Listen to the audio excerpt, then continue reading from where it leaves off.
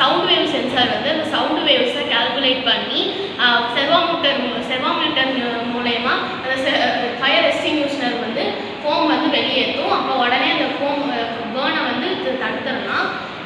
இதனால பீப்புள்ஸ் வந்து நிறைய இறக்குறத தவிர்க்கலாம். இதோட அட்வான்டேஜஸ்லாம் என்னென்னா, இப்போ ஃபயர் ஆக்சிடென்ட் நடக்கிற ரிஸ்க்கை வந்து ரெடியூஸ் பண்ணலாம். அப்புறம் ஹியூமன் இப்போ அலாட் பண்ணி பீப்புள்ஸ் எல்லாத்தையும் வெளில அனுப்புறதுனால இது வந்து டெத் ரேஷியோவும் குறைக்கலாம். இது ஒரு ரூம்லேருந்து இன்னொரு ரூமுக்கு ஃபயர் ஸ்ப்ரெட் ஆகுறது